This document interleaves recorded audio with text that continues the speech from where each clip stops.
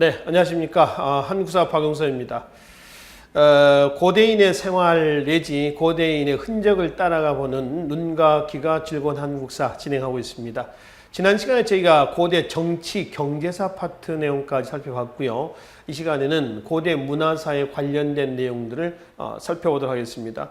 문화사 파트는 사실상 여러 가지 유물이라든가 유적 사진 내용들이 많습니다. 그래서 한 시간에 정리할 부분은 아니고요. 2시간으로 나눠서 살펴보도록 하겠습니다. 자, 먼저 문화사의 첫 번째 흔적은 신라 하대 사회 상황을 반영한 석탑이 하나 있습니다.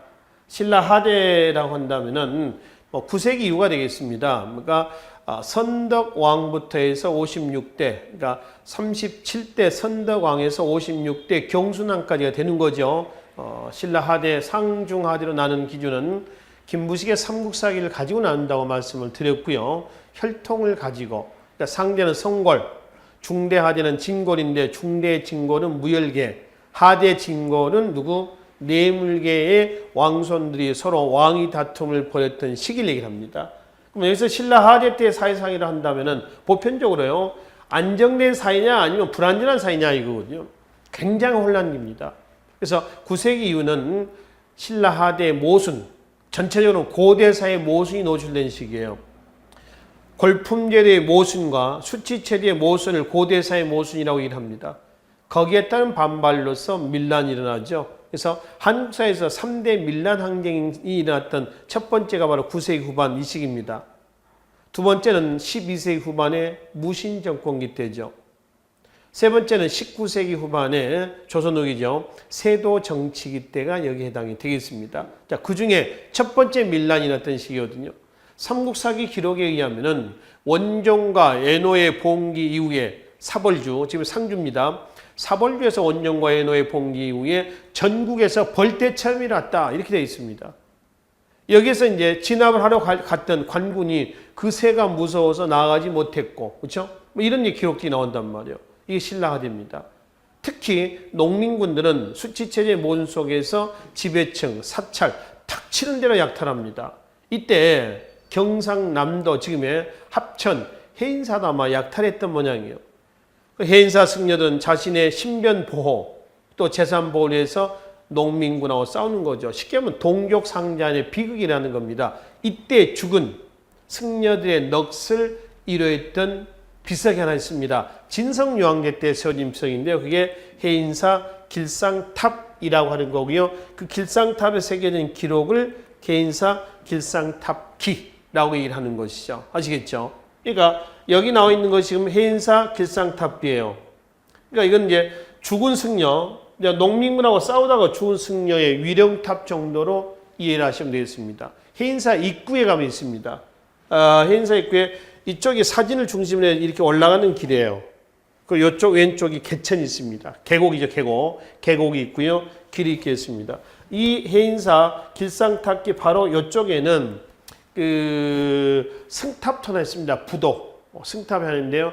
그 옛날에 그 유명한 스님이 하나 계시는데 성철 스님이라고 혹시 아십니까? 그 성철 스님의 부도 사이탑도 여기에 위치하고 있습니다. 여기를 지나가지고 가면은 해인사가 있고요. 팔만대장경이 보관되어 있는 바로 합천 해인사가 있다라고 하는 겁니다. 그래서 신라대 사회상을 반영하는 대표적인 석탑에 있을 때 합천, 해인사, 길상탑 또는 길상탑기 이걸 얘기를 하시면 된다라고 하는 것이죠.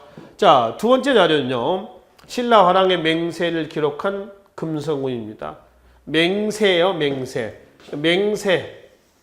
서약서 할 때 서자입니다. 서. 서약서 할 때 맹세예요. 한자 읽겠습니다. 서, 기.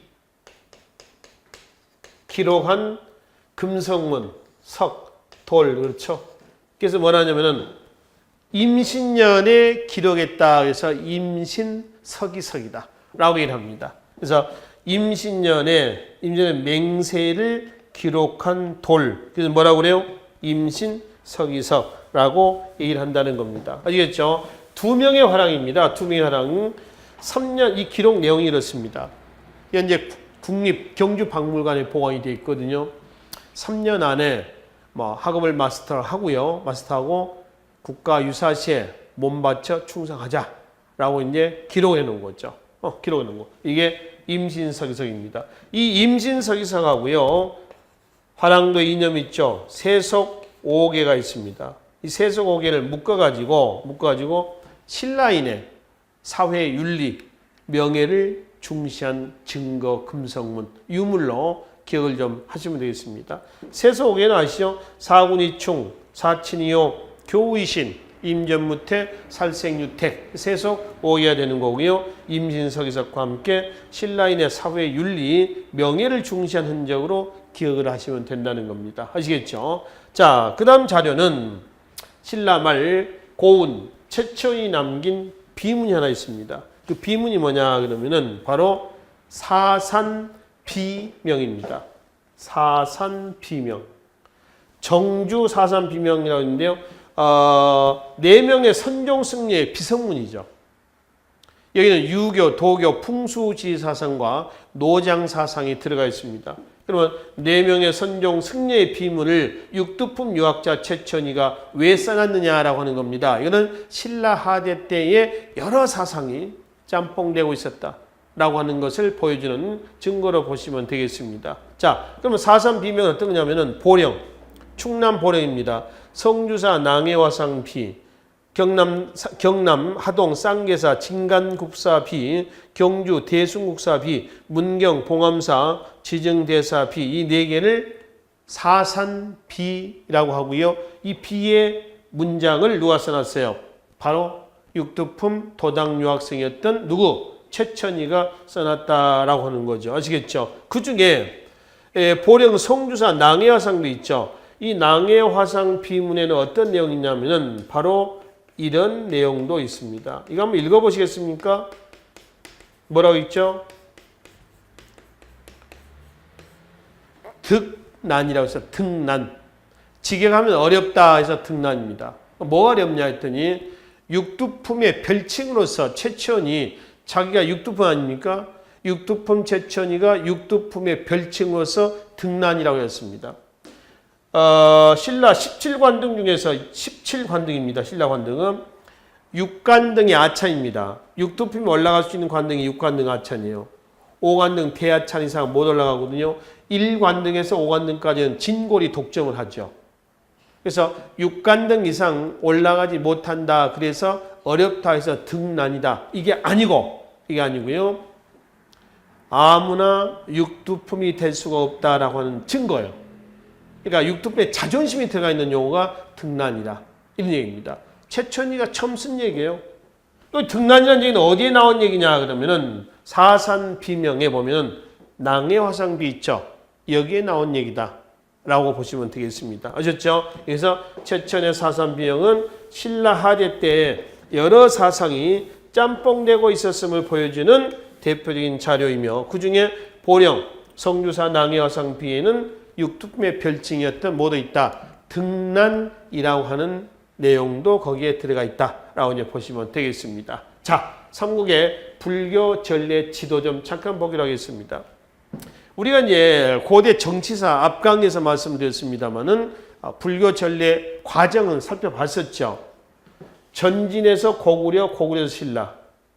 4세기 소수임왕대 때, 이는 6세기, 5세기 눌지왕대 때 신라에 들어왔다가 6세기 법후왕대 때 공인됐죠. 2차돈 순교비, 백률사 석당에서 받고요. 그리고 동진에서 백제, 4세기 침유왕대 때 백제에서 왜 6세기 성왕대 때 노리사칙에 의해서 일본으로 건너갔습니다. 근데 이제 이 지도를 보면은 지금 대승불교하고 소승불교가 있습니다. 대승불교는 북쪽으로 전래가 돼요. 빨간색이죠. 그래서 북방불교라고 그러고요. 이 대승불교는 대중의 구제를 목표로 합니다.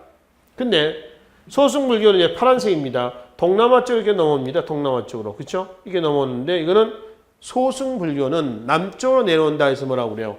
남방불교다라고 일합니다. 이거는 개인의 해탈에 치중하는 겁니다. 정리합니다. 대승불교는 대중의 구제를, 소승불교는 개인의 해탈에 치중하는 불교. 그러면 중국과 우리나라로 들어왔던 불교는 거의 대승불교 주류예요. 그렇죠? 대승불교 중에서도 고구려는 삼론종, 백제는 율종, 신라는 계율종 이렇게 나가는 것이죠. 자, 그중에 고구려 삼국을 중심으로 해서 보겠습니다. 그래서 고구려는 전진에서 순도라는 승리에서, 백제는 침략제 때 동진에서 마라난타라는 승리에서 들어왔습니다. 그 백제의 불교는 다시 어디로 간다고요? 일본으로 건너갔고 고구려 불교는 또 신라로 넘어온다라고 하는 겁니다. 그래서 4세기 때 국제 정세가 전진 고구려 신라, 동진 백제 외 이렇게 연결됩니다. 그러니까 국제 정세를 보면 이렇게 친선 관계죠. 신라, 고구려, 전진, 그죠? 그리고 동진, 그다음에 어디 백제 외. 그래서 이 관계가 4세기 때 대관계였었어요. 기억나시죠? 4세기 때. 그래서 전진과 고구려의 전진 고구려 신라, 동진 백제 외 했을 때 그중에 고구려하고 신라의 친선 관계를 보여준 증거 유물이 앞강에서 봤었던 뭐가 있었어요? 호우. 국립중앙박물관에 보관이 되어 있는 호우총에서 발견됐다는 항아리예요. 총동 뚜껑이 달린 항아리입니다. 그리고 백제하고 일본과의 관계를 보여주는 칠지도가 있었습니다. 지도는 현재 일본에 있습니다. 우리나라에 있지 않고요. 일본의 이소노카미 신궁에 보관이 되어 있습니다. 진품은 일본인도 보기 힘듭니다. 가짜도 보기가 힘들어요. 잘 안 보입니다. 그래서 양면에 금으로 상감 글씨가 쓰여있다 해서 금상감 칠지도다라고 했습니다. 4세기 때 근초 관계 때 바로 일본과 백제와 관계를 보여주는 증거 자료로 이해를 하시면 되겠습니다. 자, 여기서 불교 전례와 관련된 당시 지도와 상황을 살펴봤습니다. 자, 불교와 함께 또 하나 교종과 선종에 대한 얘기입니다. 교종은 경전의 해석에 따라서 몇 개로 5개로 나눠지고요. 선종은 지역에 따라서 9개 본사로 나눠집니다. 지금 여기에 연두색 부분이 5교고요. 교종 5교고요. 노란색 부분이 선종 구산에 대한 얘기입니다. 교종은 뭐고 선종은 뭐냐라고 하는 거죠. 잠깐 보고 가겠습니다. 교종하고요. 선종이 있습니다. 교종은 교리, 경전, 형식, 의식 이라는 걸 대단히 중시합니다. 교리와 경전과 형식을 중시하고요. 선종은 참선, 좌선, 실천 이라는 걸 대단히 중시한다. 그렇지? 교종은 신라 중대 때 유행을 했고요. 이거는 신라 하대 때 유행했던 종파입니다. 신라 중대 때 누구랑 결탁됐냐면은 왕실과 진골 귀족과 결탁이 됐고요. 여기는 지방 호족과 결탁이 됐습니다. 그래서 하대 때 유행을 해요. 교종은 똑같은 교종인데 경전의 해석에 따라서 5교로 나눠지고요. 선종은 똑같은 선종인데 지역에 따라서 9개 본산으로 나눠집니다. 특히 지방 호족과 결탁된 선종은 고려 건국의 사상적 기반이 됐던 것이죠. 고려 건국과 관련되어 있습니다. 그래서 선종, 지방 호족, 그 다음에 육두품, 유교, 그 다음에 고려 뭐 이렇게 연결이 되겠죠. 자, 그 중에 선종 구산 중에서 가장 최초로 만들어진 것이 어디냐면 장흥입니다. 전라남도 장흥보림사의 가지산파 있죠. 이게 최초예요, 최초. 그래, 판이 세력이 가장 컸었던 종파가 뭐냐면은 해주 광조사에서 이엄이라고 하는 승려가 개창했던 수미산파입니다. 이게 세력이 가장 큽니다. 이게 최초고요. 가지산파, 수미산파 이게 최대다라고 보시면 되겠습니다. 한편 교종 5교 중에서 여러분들이 혼동하지 않으셔야 할 게 하나 있습니다. 바로 뭐냐 그러면은 원효의 법성종 있죠. 이 원효의 법성종하고요. 그 다음에 진표라고 하는 승려가 있습니다. 진표라는 승려에서 개창했던 뭐죠? 법상종이 있습니다.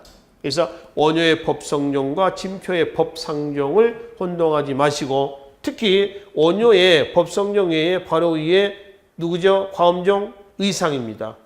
원효와 의상의 업적은 꼭 기억을 해 두십시오. 공무원 시험에서 사상가 중에서 항상 잊지 않고 출제가 되고 있는 부분이기 때문에 원효와 의상의 활동은 이거 외에 그의 업적 내용을 중심으로 해서 꼭 기억을 좀 해 두시라라고 하는 겁니다. 자, 그리고 이제 해초의 인도 기행문을 좀 보기로 하겠습니다. 이 해초의 인도 기행문을 뭐라고 그래요?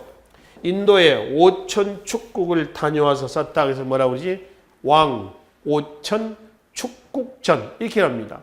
인도의 5천 축국을 다녀와 쓴 기행문입니다. 그래서 이제 이게 이제 이렇게 해서 있고 물론 많이 좀 소실된 훼손된 이런 내용들도 있습니다. 근데 대체로 인도라든가 서역이라든가 중국 왔다 갔다 한 기록 내용을 통해서 당시에 7세기를 전후한 요 시기 때에 당시 서역의 상황까지 우리가 확인해 볼 수 있는 바로 왕 5천 축국전이다. 그래서 5천 축국을 왕 다녀와서 쓴 기행문이다. 해서 왕오천 축국전라고 이제 명명을 하고 있습니다. 해초 통일신라의 승려로 확인이 되고 있죠. 자, 그런 이제 고대 과학기술 문화에서요, 신라의 천체 관측대입니다. 천문대죠, 천문대니까 천체 관측대인데요. 맨 왼쪽인 다 똑같은 겁니다. 근데 맨 왼쪽에 있는 것이 지금 현재 천문대, 첨성대이고요, 경주에 있습니다. 그다음에 가운데라든가 이쪽의 사진은 거의 이제 동시기에 찍었던 사진 같은데요. 이때는 문화재 개념이 없었던 시절이에요. 그래서 수학여행을 가거나 70년대 때 사진으로 추정이 됐는데요. 수학여행을 가거나 했을 때는 마구잡이로 올라가서 이렇게 걸터 앉아가 사진 찍습니다. 이 정도의 걸터 앉아 있는 것은 굉장히 양호하죠, 사실은. 그렇죠? 이건 무슨 뭐 개미떼가 붙어 있는 것도 아니고 말이죠. 심지어 위에까지 올라가서 걸터 앉아서 사진 찍는 경우도 있고요. 이런데 어떻게 해서 이렇게 어떻게 붙어 있는가 모르겠어요. 무슨 뭐 동전을 갖다 붙여놓은 것처럼 말이죠. 사람이 떡 붙어가지고 이렇게 서 있는 이런 모습도 있고요. 아마 이 사진 중에는 70년대 사진이니까 여러분들 부모님 사진도 아마 간혹 있을지도 모르겠습니다. 혹시 여러분들 부모님들이 70년대 때에 요 시기 때에 70년대에 수학여행을 갔던 그런 분들이 계신다면 한번 아버님, 어머님 앨범을 한번 뒤집어 볼 필요도 있을 것 같습니다. 하여튼 이런 모습입니다. 물론 지금은 택도 없습니다. 문화재관리법이 엄격하게 시행이 돼서 올라가지도 못하고 접근도 잘 안 됩니다. 여기 있죠? 맨 왼쪽 사진 보면은 이게 들어가지 마라고 하는 테두리가 있습니다. 이렇게 되어 있고요. 그리고 이런 게 시기적으로 본다면은 27대 누구 때죠? 신라 진덕 이황대 때입니다. 그래서 진덕 이황대 때 몇 년인 건데요. 이 층수가 27층입니다. 1, 2, 3, 4에서 27층으로 되어 있고요. 이건 뭐 접착제는 없습니다. 그리고 원래는 여기 사다리가 있었습니다. 사다리가. 그리고 이 안에 들어가잖아요. 안에 들어가면은 또 이렇게 사다리가 있고요. 또 이렇게 사다리가 있어요. 안에 보면. 이렇게 사다리도 있습니다. 그러니까 여기 위에는 지금 없잖아요. 원래는 이 위에 뭐가 있냐면은 이런 건물이 있었어요. 이게 건물이 있었습니다. 그래서 이렇게 사다리를 딛고 올라가서 여기에서 천체 관측을 했던 것 같아요. 천체 관측을. 그리고 여기에 나온 보이죠, 부분. 이 부분도 위처럼 우물정자로 돌을 이렇게 우물정자로 이렇게 놓는 겁니다. 위에서 눌러주는 거죠. 눌러주고요. 이 부분 밑으로는 돌이라든가 자갈로 차곡차곡 쌓여져 있습니다. 어떤 혹자는 들어가 보진 않고 잘 모르시는 분들은 이 밑에도 뻥 뚫려 있는 걸 이렇게 얘기를 하시는 분도 계십니다. 잘못된 지식이고요. 여기는 뻥 뚫려진 구멍은 아니고요. 막혀져 있습니다. 돌과 흙, 자갈이 차곡차곡 쌓여져 있고요. 여기 이 부분만, 그러니까 요 입구죠, 입구. 요 이 부분만 공간이 있다. 뻥 뚫려져 있는 공간이다. 라고 이제 보시면 되겠습니다. 이게 신라의 경주에 현재 남아있는 뭐예요? 바로 첨성대입니다. 첨성대. 별을 관측했다. 그러니까 신라의 천체 관측대로 여러분들이 이해를 좀 하시면 되겠습니다. 아시겠죠? 자, 그 다음에 세계에서 가장 오래된 목판 인쇄본이 하나 있습니다. 무구정광 대다란이경이라고 그러죠. 여기 이 정도 한자를 읽을 수 있겠죠? 무구정광 대다란이경 이렇게 되어 있습니다. 이거 세계에서 가장 오래된 목판 인쇄본이다. 자, 그러면은 세계에서 가장 오래된 금속 활자본도 있어요. 나중에는 고려시대 때 문화사에서 다시 한번 다루기로 하겠습니다만은 세계에서 가장 오래된 목판 인쇄본이 나왔으니까 금속활자본도 같이 한번 봅시다. 직지죠, 직지. 또 직지심경이라고요. 또 직지심체요절 이렇게 얘기한다는 것이죠. 그래서 세계에서 가장 오래된 목판 인쇄본과 가장 오래된 금속활자본을 그렇게 해서 구분해서 정리를 하시면 되겠습니다. 그리고 이 무구정광 대다란이경을 혹간 유네스코 세계 기록문화유산에 등재된 것이다 라고 얘기하는 사람도 있는데 그것도 잘못된 내용입니다. 이거는 유네스코 세계문화유산의 잠정적인 등재 품목이긴 하지만 현재는 유네스코 세계문화유산은 아니다. 아시겠죠? 그렇게 보시면 되겠습니다. 무구정광 대다란이경, 줄여서 그냥 다란이경라고도 얘기를 한다는 것이죠. 그리고 이제 오히려 불교보다 도교 내지 노장 사상의 시험 문제에 많이 출제가 됐었습니다. 이 도교 관련된 혹은 노장 사상과 관련된 여러 가지 유물들, 그 중에 고구려 강서 고문에 나와 있는 사신도입니다. 청룡 동쪽이죠. 백호 서쪽입니다. 현무 북쪽이고요. 주작은 남쪽입니다. 사신도 방해 신이죠. 동서남북의 방해 신으로서 죽은 사람을 지키는 수의 신으로 이렇게 해석합니다. 자, 이 사진은 뭔가요? 이거는 산수문전이라고 하는 거죠. 산과 물의 문양을 전 벽돌 전자입니다. 그래서 벽돌에다가 새겨놨다라고 하는 건데요. 산과 물, 산수를 벽돌에다가 문양을 새겨놨다는 겁니다. 산수는 뭐냐 그러면은 삼신사입니다. 삼신산. 자, 이 삼신산은 뭐냐면은 신선이 산다는 산이에요. 신선 사상이 들어가 있습니다. 그래서 이제 산과 냇가 뭐 이런 모습들이 들어가 있고요. 요거는 뭐냐면은 무령왕릉 지석입니다. 무령왕릉의 지석이죠. 지석이라고 하는 것은 뭐죠? 그 무덤 주인공의 간단한 이력서라고 보시면 됩니다. 이 지석이 있음으로 인해서 나와줌으로 인해서 이 무덤의 주인공이 누군가 어떤 사람인가 라고 하는 것을 확인해 볼 수가 있어요. 그러니까 그 무덤의 이력서라고 보시면 된단 말이에요. 이제 지석 있고요. 또는 묘지라고도 얘기합니다. 지석이라고도 묘지라고도 묘지. 묘지 또는 지석. 근데 묘지할 때 일반적으로 무덤을 얘기하는 묘지는 땅지자 씁니다. 요게 이제 묘지고요. 이 묘지 땅지자가 아니라 기록한다라고 하는 거죠. 그래서 묘지 이렇게 얘기를 한다는 거죠. 묘지나 지석은 같은 얘기예요. 그래서 무령왕과 왕비의 무덤이라고 하는 사실이 확인이 됐습니다. 이게 왜 노장사상과 관련되어 있냐면은 무령왕릉 지석은 노장사상이 반영이 되어 있어요. 그래서 도교 노장사상과 관련이 되어 있다는 거고, 이거는 부여 국립박물관에 가면은 이거 하나만 딱 보관되어 있는 실이 하나 있습니다. 방이 하나 있어요. 좀 애롭게, 그러면 참 이거 애롭겠다. 옆에다 보면 백제 다른 문화재 하나 좀 놔뒀으면 하는 그런 안타까운 마음이 들 정도예요. 이것만 하나만 딱 보관이 되어 있습니다. 이게 백제 금동 대학로예요. 그 백제 금동 대학로로서 불교, 도교, 노장사상 뭐 이런 것들이 여기에 다 가미가 돼 있다라고 이제 보시면 되겠습니다. 그래서 여기 나와 있는 사신도, 산수문전, 무령왕릉의 지석, 그 다음에 백제 금동 대향로 공통점은 다 도교, 노장사상이 반영이 되어 있다라고 이제 보시면 되겠습니다. 아시겠죠? 그래서 이런 자료를 제시하고 사상 그러면 이거고요. 종교 그러면 도교 사상이 여기에 반영이 되어 있습니다라고 얘기를 하시면 되겠습니다. 자, 그럼 이제 무덤 형태를 좀 보기로 하겠습니다. 이 무덤에 대해서는 우리가 이 특강 첫 번째, 두 번째 시간을 통해 가지고 바로 한국의 무덤에서 원투 편으로 나눠서 말씀을 드렸습니다. 그 내용을 참고해 가지고 덧붙여서 말씀을 드리도록 하겠습니다. 이게 고구려 초기의 무덤입니다. 고구려 초기의 무덤 돌무지 무덤이에요.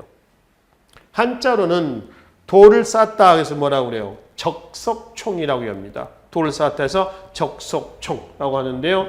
이게 장군총이란 말이에요. 1층, 2층, 3층, 4층, 5층, 6층, 7층으로 있습니다. 그러니까 이거는 위에 여기에 어떤 건물이 이렇게 있었습니다. 건물이. 근데 현재 이 건물은 없어졌어요.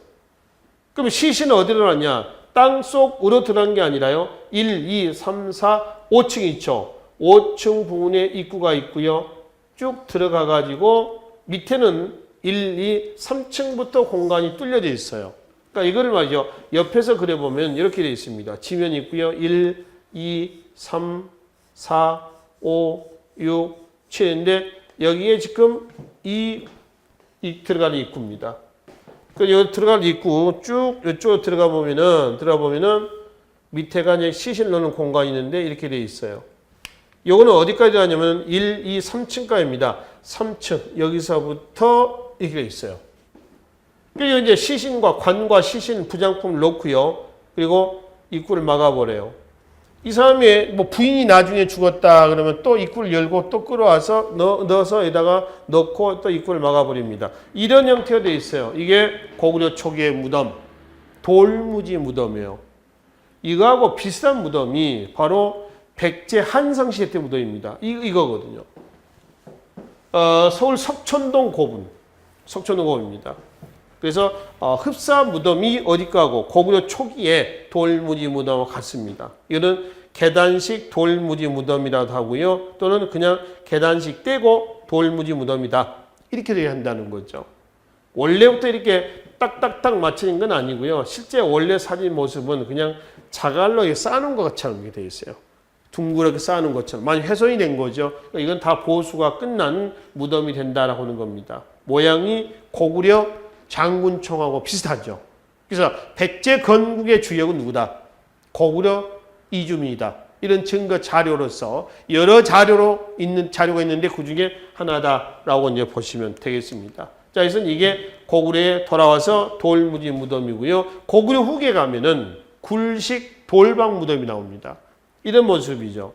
여기는 입구가 막혀져 있다고 그랬습니다. 막혀져 있고요. 그리고 이제 안에 뻥 뚫려 있죠. 그래서 들어가서 여기다 관과 부장품을 놓고 벽과 천장이 있는데 고구려의 굴식 돌방 무덤의 천정 구조는 거의 보면 실제는 아청인데 고구려의 무덤은 아청이 아닙니다. 뭐라고 했어요? 모, 주림, 천장 구조라고 그랬습니다.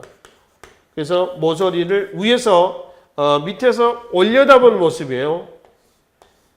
이런 형태로 모서리를 점차 줄여나가는 모습이에요. 천장을 보면은. 그래서 이렇게 이런 형태, 피라미드 형태 있죠? 이런 형태로 안에서 들어가면은 축소가 되어 있는 이런 모습이 나옵니다. 이게 고구려의 굴식 돌방 무덤의 특징이고요. 고구려의 무덤의 특징에 영향을 받았었던 발해의 문왕의 둘째 딸, 누구죠? 해공주의 무덤이 이렇습니다. 근데 문왕의 넷째 딸이었던 정효공주가 있어요. 이 정효공주의 묘는 중국 당나라의 영향을 받았던 뭐죠? 벽돌 무덤이고요. 정효공주의 무덤은 문왕의 둘째 딸이라고 했습니다. 그는 고구려의 영향을 받았었던 굴식 돌방 무덤이다. 이런 얘기입니다. 그래서 고구려 초기의 무덤과 후기의 무덤을 좀 분리해서 나눠서 살펴보시면 되겠습니다. 그리고 이제 백제 무덤은 수도가 바뀌면서 백제 무덤의 형태는 바뀝니다. 그럼 어떻게 바뀌냐 했더니 한성시대 무덤이 따로 있고요. 그 다음에 이제 계로왕이 죽고 웅진으로 수도를 옮긴 문주왕이죠. 문주왕대 가서 또 무덤 형태가 바뀌어요. 문주왕 때 웅진시대 때 무덤은 굴식 돌방 무덤도 있고요. 벽돌 무덤이 있습니다. 그 중에 이제 벽돌 무덤의 대표적인 것이 뭐예요? 바로 이거죠. 이건 무령왕릉입니다. 이거는 가짜입니다. 진짜는요, 출입을 금지시키고 똑같은 모양의 똑같은 구조로 밖에다가 이제 관람객을 위해서 만들어 놓은 가짜 무덤이 하나 있어요. 이게 그 가짜 무덤이거든요. 근데 무덤 내부의 모습이라든가 이런 것들이 실제 무령왕릉하고 똑같이 만들어져 있습니다. 그래서 백제 웅진시대 때 무덤은 굴식 돌방 무덤도 나오지만은 벽돌 무덤도 나온다.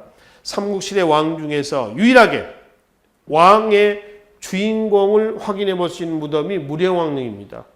왜 그랬다고요? 지석이 출토가 됨으로 인해서 확인이 됐다라고 이제 하는 것이죠. 그러면 6세기 성왕래 때는 다시 웅진에서 수도를 어디로 옮깁니까? 사비로 와서는 규모는 좀 작아졌지만은 굴식 돌방 무덤이 획일화돼서 나오고 있다라고 하는 겁니다. 이런 모습이죠. 아까 고구려의 고구려 후기의 굴식 돌방 무덤하고 똑같습니다. 이게 사비, 부여에 가면 이런 무덤들이 몇 구 있게 있어요. 이거 들어간 입구고요. 여기는 막혀져 있고요. 이거 들어간 입구, 이거 터널식, 굴식이라는 얘기입니다. 안에는 뻥 뚫려 있습니다. 그러니까 이런 굴식 돌방 무덤은 규모는 크다. 도굴 위험이 있다. 그래서 부장품 보존이 불가능하다. 뭐 이런 특징들을 가지고 있는 것이 바로 뭐요? 굴식 돌방 무덤의 구조의 특징에 해당이 된다. 이렇게 보시면 되겠습니다. 자, 그리고 이제 신라 무덤 하겠습니다. 신라 무덤은 4세기 초에서 6세기 초까지 유행했던 이런 무덤입니다. 이런 무덤을 뭐라 하냐면은 돌무지 덧널 무덤이라고 그래요. 그 돌무지 덧널 무덤에서 나왔다는 이 천마도 있죠, 천마도. 천마도는 벽화냐 부장품이냐 그런 부장품이다. 벽화 아닙니다. 그래서 이거는 벽화로 보지 마세요. 그래서 이거를 우리는 천마도가 나왔다 해서 이 무덤 이름을 뭐라고 그래요? 천마총이다 라고 얘기를 한다는 거죠. 뒤에 총자가 붙어있는 무덤은 어떤 무덤이라고 그랬니? 무덤 주인공을 확인할 수 없는 무덤. 그걸 뭐라고 그래요? 뒤에는 총자가 붙죠. 호우총, 천마총, 금룡총, 금방울이 출토가 된 또 금관총, 금관이 출토가 된 이렇죠? 그러니까 그런 유물을 가지고 명명한다는 겁니다. 여기 사진 하나만 좀 보고 넘어가도록 하겠습니다. 자, 이게 천마총의 단면도인데요. 이게 지금 지면입니다. 반으로 잘라서 때렸습니다. 그리고 여기에 뭐가 있죠? 이게 부장품을 넣어놓는 상자가 있고요. 이거는 관, 시친을 넣는 관이 있습니다. 그리고 여기는 나무 덧널이 있습니다. 나무 덧널. 여기는 처음에 이제 공간 확보가 되어 있겠죠. 근데 여기다가 뭐를 쌓아요? 바로 흙, 바위, 돌, 자갈 이걸 쌓는 겁니다. 그래서 나중에 이 무게로 인해서 이 나무가 어떻게 돼요? 오래되면 썩겠죠?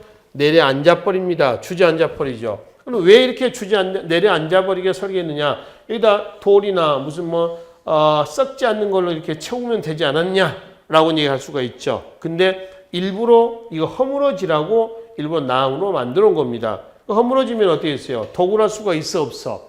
없죠. 도굴 방지 목적이거든요. 그래서 이런 이제 이런 이제 돌무지 덧널 무덤의 특징은 규모가 크다 작다. 크다. 작진 않습니다. 안에 널을 넣어놓는 널방이 있다 없다. 있어요 없어요? 없죠. 따로 없습니다. 널방이 없어요. 따로 널을 놓은 공간이 따로 없습니다. 굴식 돌방 무덤 같은 경우는 있지요. 근데 널방이 없으면은 벽 그다음에 천장이 있어 없어? 없죠. 그래서 벽과 천장에다가 그림을 그려주는 그 그림을 우리는 뭐라고 그랬는지 바로 벽화다라고 얘기를 합니다. 그럼 벽화가 있을까 없을까? 당연히 벽과 천장이 없는데 벽화가 있겠어요. 벽화는 벽에다가 그림을 그린 걸 벽화라 하지. 그러니까 결론은 천마총에서 출토가 된 천마도는 벽화다, 부장품이다. 부장품이다 라고 얘기하는 것이죠. 그렇죠? 이게 외형 모습입니다. 경주에 가면 이 무덤이 집중적으로 분포가 된 곳이 있죠. 바로 그 지역이고요. 그리고 이 천마총인데 여기가 들어가는 문이고 여기가 나오는 문입니다. 평일날에는 한 가지만은 주말 같은 경우는 사람들이 굉장히 많아요. 뭐 지금도 그런지는 잘 모르겠습니다만 제가 다니러 갈 때는 아마 그랬던 것 같습니다. 주말에는 북적북적 하더라는 얘기입니다. 그리고 실제 이렇게 들어가서 보면은 반밖에는 발굴이 안 됐습니다. 반. 왜 반이냐 하면은 이쪽도 똑같은 걸로 봅니다. 그래서 반만 이게 들어가서 해서 반만 발굴이 했고요. 그리고 이제 둘러보고 다시 어디로? 오른쪽 문으로 나오는 거죠. 이런 형태로 구성이 되어 있어요. 그리고 안의 내부 구조는 여기서 말씀드렸던 이런 구조로 되어 있고 저 나무 덧널은 나중에 썩어서 무너져 내려버려라라고 하는 그런 의도로 만들어져 있었습니다. 자, 좀 더 하겠습니다. 이런 이제 굴식 돌방 무덤은 이런 특징과 함께 도굴 위험이 있다 없다? 없다. 도굴 위험은 없다. 그래서 부장품, 보존은 가능했다, 불가능했다? 가능했다. 이런 특징을 가지고 있습니다. 이게 지금 현재로부터 4세기 전반에서 6세기 전반까지 유행했었던 뭐죠? 바로 뭐예요? 돌무지, 덧널 무덤이다. 이렇게 보시면 되겠습니다. 대표적인 것이 천마도가 나왔다 해서 명명이 된 뭐죠? 천마총이다 라고 이해를 하시면 되겠네요. 아시겠죠? 자, 그리고 아까 고구려 무덤에서 말씀드렸습니다. 모양만 하나 확인하시고 넘어가시면 되겠습니다. 사진 왼쪽에 있는 것이 뭐냐면 모주림 천정구조입니다. 그러니까 천정의 모서리를 줄여나가면서 천정의 모서리를 줄여나가면서 축소시켜 올려가는 거죠. 근데 일반적으로 굴식 돌방무덤의 천정구조는 저런 게 아니에요. 뭐 고구려라든가 백제라든가 신라의 굴식 돌방무덤의 천정구조는 이런 아청입니다. 아청. 둥근 형태예요. 근데 이건 좀 특이하죠. 자, 오른쪽에 있는 사진 한번 봅시다. 이거는 고구려의 굴식 돌방무덤의 모주림 천정구조의 영향을 받았었다는 발해의 바로 문왕의 넷째 딸 누구죠? 정효공주의 무덤입니다. 이 정효공주의 무덤 안에 보면 벽화들이 있어요. 생활 모습도 있고요. 벽화들의 모습들이 여기에 담겨져 있었습니다. 그 천정구조는 뭐라고? 모주림 천정구조다라고 하는 겁니다. 그리고 이게 뭐냐면은 발해의 무덤이거든요. 이게 정효공주의 무덤이에요. 근데 좀 특이한 것은 이게 지면 아닙니까? 지면에서 계단을 통해서 밑으로 어떻게 해요? 내려갑니다. 그리고 요 밑에는 왕이 생전에 업무 받던 곳과 똑같은 모양을 만들었습니다. 세트장으로 만들어 놓은 거죠. 쉽게 하면은 들어가서 왕이 어디에 묻히고 어떤 게 부장품이 되고 이런 내용들이 이미 여기에 쓰여진다는 얘기죠. 그렇죠? 그런 것들을 가지고 우리가 누구의 무덤이다 뭐 이런 것들을 확인해 보고요. 그 기록이 우리는 뭐라고 그랬어요? 지석이란다. 지석. 또는 무령왕, 백제 무령왕에서 나왔죠. 무령왕릉 지석이라든가 또 정혜공주의 묘지라든가 묘지 이런 내용을 통해서 우리가 확인해 볼 수가 있겠다라고 하는 겁니다. 그래서 굴식 돌방무덤의 천정구조에 있었던 모주림 천정구조 내용을 이렇게 좀 정리하시면 되겠습니다. 자, 그리고 통일신라의 사찰입니다. 왼쪽 사진을 찍었을 때는 시기적으로는 가을 같죠. 단풍이 아주 아름답게 물들어 있습니다. 요즘도 올해가 오늘이 입동입니다. 절기상으로 입동이거든요. 겨울로 접어든 건데 아직까지 가을의 흔적들이 도심 주변에도 많이 남아 있습니다. 만추라고 그러죠. 가을 끄트머리 정도로 보시면 되겠습니다. 그래서 이제 이 단풍이 아주 이제 잘 들어있는 바로 가을의 오늘날의 그 불국사의 모습입니다. 불국사 모습이죠. 요거는 지금 현재 불국사 모습하고요. 이건 이제 1920년대 때 불국사의 모습이에요. 많이 훼손됐죠. 요 부분이 지금 요 부분입니다. 요 부분이죠. 그러니까 이런 부분들은 거의 석축이라든가 기본 건물만 남아 있었고요. 나머지는 다 소실된 겁니다. 근데 그걸 이제 지금 현재 불국사의 모습으로서 복원하고 있는 건데 아직 채복원은 되지는 않았습니다. 아직까지도 복원할 부분은 많이 남아있다라고 이제 보시면 됩니다. 그래서 통일신라의 대표적인 사찰, 불국사입니다. 기본 불국사의 건축 양식은 1금당 2탑식으로 만들었습니다. 법당 하나에다 탑이 몇 개라는 얘기죠? 2개라는 겁니다. 그러니까 불국사 대웅전이 있고요. 그 다음에 왼쪽에 있는 탑이 뭔가요? 전면에서 봤을 때 이게 다보탑, 석가탑이죠.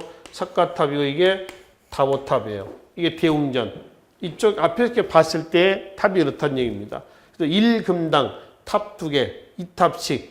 이 석탑은 우리나라 가장 전형적인 3층 사각탑이고요.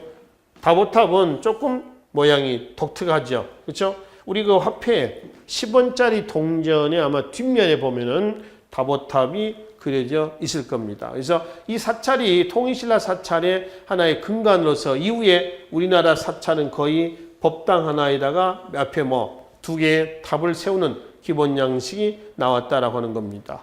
불국사는 유네스코 세계 문화유산에 등재가 됐습니다. 한편 통일신라의 불상 중에서 역시 유네스코 세계 문화유산에 등재됐던 뭐가 있어요? 바로 석굴암이 있습니다. 경주 토암산 자락에 자리 잡고 있습니다. 오른쪽 사진은 이 불국사 초창기, 역시 이제 일제시대 때 초창기에 발굴됐을 때, 발견됐을 때 모습입니다. 이걸 지금 이렇게 지금 다시 해놨죠. 근데 요 왼쪽의 사진 모양에서도 불국사의 한계가 나옵니다. 이거는 사람의 입김을 통해서도 바위가 훼손이 된다고 그래요. 그러니까 지금 현재 불국사에 가시면은 여기 앞에 유리막으로 이렇게 차단해 놨습니다. 유리막으로. 또 사람들이 다니다 보면 또 이렇게 만지기도 하고 그러죠. 그러니까 어떤 특정 유물들을 보면은 어느 분야의 코라든가 이런 부분이 반질반질하게 돼 있습니다. 사람들이 막 만지는 거예요. 만지면 뭐 복이 있냐는 등, 또 뭐 돈을 잘 번다는 등, 만지면 건강해진다거나 이런 속설들이 있잖아요. 그래서 만지다 보니까 훼손이 되는 겁니다. 이건 이제 그러지 못하도록 아예 앞면에 유리막을 쳐놓는 통일신라의 대표적인 불상이 되겠습니다. 아시겠죠? 자, 그리고 통일신라의 불상 외에 조경술을 확인해 볼 수가 있습니다. 일본에 영향을 줬었던 조경술이거든요. 즉 제방 축조술 얘기합니다. 일본에서는 한인의 연못이다. 이런 얘기가 나올 정도였다니까요. 그 중에 경주 시내입니다. 이게.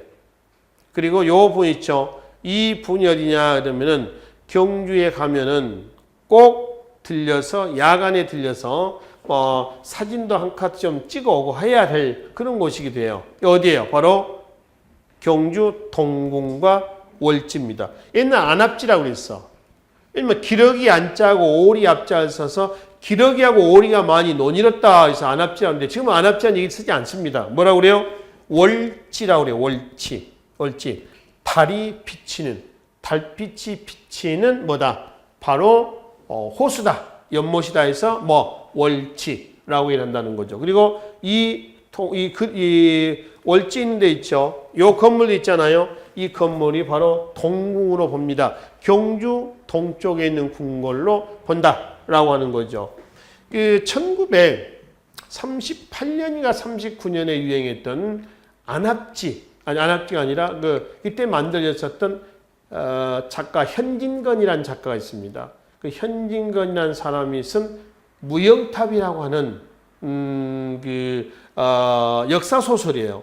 이게 이제 아마 제 기억에 38년, 39년에 신문에 게재됐던 것 같은데 그 무영탑은 백제 아사달과 아사녀의 이야기가 잘못 해설이 된 역사 소설입니다. 그러니까 석가탑을 만들었던 아사달과 그의 부인 아사녀의 이야기는 팩트일까요? 아닐까요? 아닙니다. 그는 현진건이라고 하는 사람이 그걸 가지고 왜곡한 건 아니죠.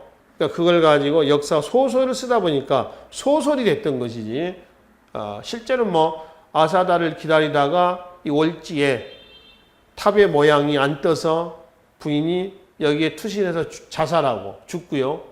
나중에 또 아사달도 그 소식을 듣고 또 투신해서 죽고 그래서 석가탑을 그림자가 여기 안 비쳤다 해서 무영탑이라 하고 이런 얘기 있잖아요. 그렇죠? 무영탑 얘기 그런 게 있습니다. 다 새빨간 거짓말이다. 이런 얘기죠. 그렇죠? 또 이런 것도 있습니다. 이것 말고도 에밀레종 있잖아요.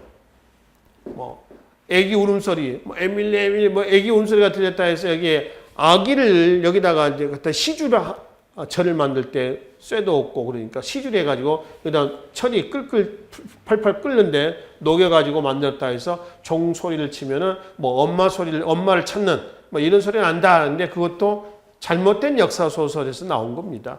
그러니까 소설가라든가 이런 사람들도 글을 하나 한 줄 쓸 때 조금 팩트적인 이야기를 좀 중심으로 써야 될 것 같습니다. 특히 역사학 분야는 그렇다라고 하는 겁니다. 자, 이게 안압지라고 하는 기러기 안자고 오리 앞자를 써서 조선 초기에 붙여진 이름 아닙니까? 많이 놀았던 안압지라고 하는데 이게 지금은 월지라고 합니다. 월지. 그걸 좀 클로즈업 해본 것이 여기입니다. 오른쪽 사진이에요. 이거는 저수지가 아닙니다.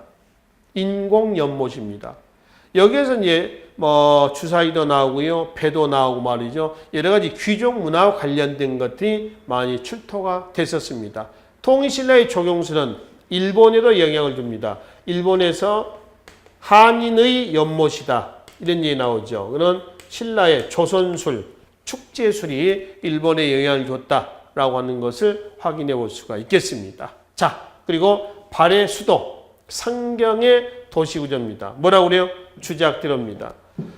궁성을 중심으로 해가지고요, 청룡, 백호, 주작, 현무에서 사신도가 있잖아요. 그게 주작대로는 남쪽에 있는, 주작은 남쪽이에요. 대로입니다. 큰 뭐예요? 큰 도로다. 그래서 주작대로라고 합니다. 저건 어느 나라의 영향을 받은 거냐면은 당나라의 영향을 받은 겁니다. 발해가 고구려를 계승했다는 증거로서 일단 발해 건국의 주역이 고구려인이다. 또 발해 문화는 고구려 문화를 많이 계승하고 있다.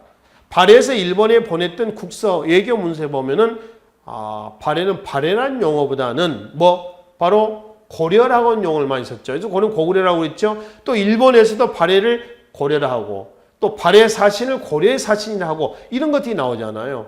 이런 증거 자료도 있습니다. 그 중에 문화적인 내용에서 바로 주작대로라든가 또 무덤에서 굴식 돌방 무덤, 정효공주 무덤입니다. 이런 것들은 어디 영향을 받은 거냐 그러면 당나라 영향을 받은 거죠. 근데 고구려적인 요소를 띈 것이 더 많아요. 그러니까 발해는 중국 당나라 지방 정권이 아니라 한국사의 하나로 본다라고 하는 것이죠. 자, 똑같은 사진입니다. 똑같은 사진인데요. 여기가 궁궐이 있고요. 여기가 바로 뭐죠? 주작대로가 되는 겁니다. 남쪽에 있는 커다란 도로다. 바둑판처럼 되어 있습니다. 오늘날의 계획 도시하고 거의 비슷하다라고 하는 것을 확인해 볼 수가 있죠. 더불어서 궁궐 안에 절터가 굉장히 많습니다. 이건 뭘 의미할까요? 발해에서 불교가 융성하였다. 이런 자료로 해석을 하시면 되겠습니다. 그렇죠? 자, 그래서 여기까지 일단 우리가 발해 문화사의 주작대로까지 문화사 내용을 반으로 좀 끊겠습니다. 끊고요. 나머지 부분에 다음 시간에 고대 문화사 2 부분에서 고대 문화사 마무리를 하고요. 중세 사회의 고려 사회가 되겠습니다. 고려 사회의 눈과 귀가 즐거운 흔적의 한국사 내용들을 각종 지도, 사료, 자료를 통해서 확인하도록 하겠습니다. 한국사 박용선이었습니다.